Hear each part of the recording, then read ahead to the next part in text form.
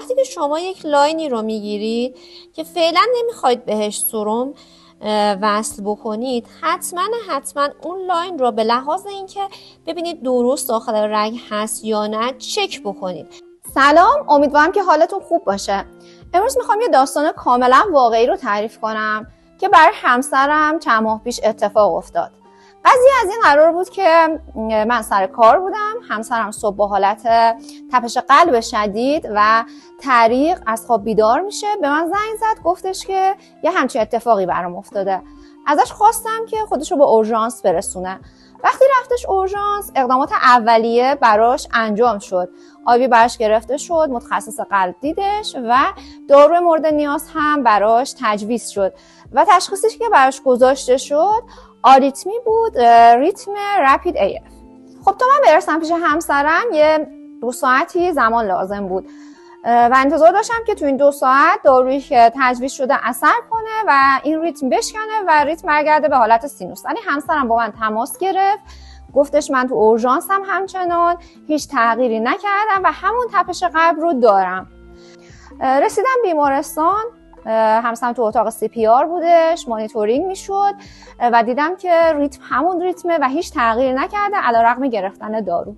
بعد که شروع کردم باهاش صحبت کردن، گفتش که دستم درد میکنه. ازش پرسیدم که دستت دقیقاً کجاش درد میکنه و این درد از کی شروع شده و محل نصب آنژیوکت رو نشونم داد. یه آنژیوکت آبی ازش گرفته بودن، سرامی هم بهش وصل نبود. ازش پرسیدم که فقط از این آنژیوکت دارو گرفتی؟ گفت آره. گفتم سرم یا چیز دیگه نگرفتی؟ گفتش نه.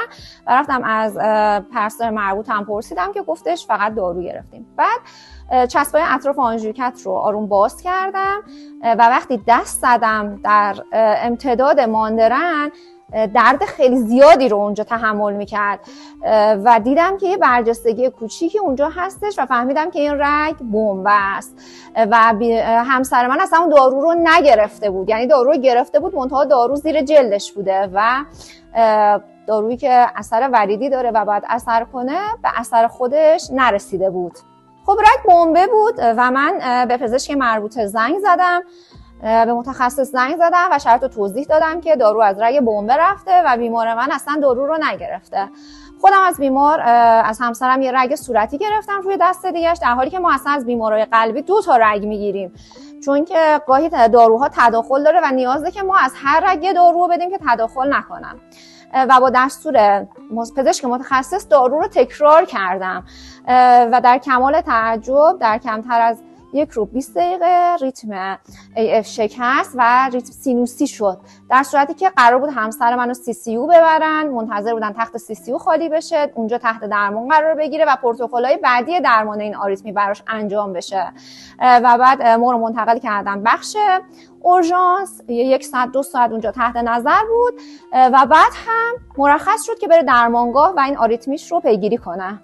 به همین دلیل من تصمیم گرفتم که این تجربه رو با شما به اشتراک بذارم و روش تست کردن آیوی که گرفتیم که اینکه سالم هستش یا نه رو در اسلاید بعدی به شما آموزش بدم و حتما به این موضوع تاکید بکنم که اگر آیوی از بیمار میگیرید حتما سرم بس کنید، حتما با روشی که میگم چک کنید و سالم بودن اون رگ اطمینان حاصل کنید و بعد داروی مربوط برای بیمار رو بزنید.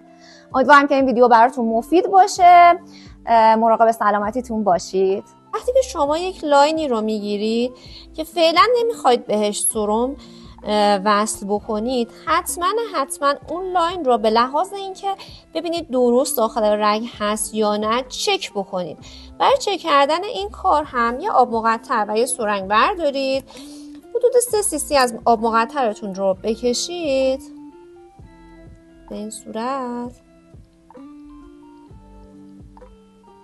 اوکی هستش.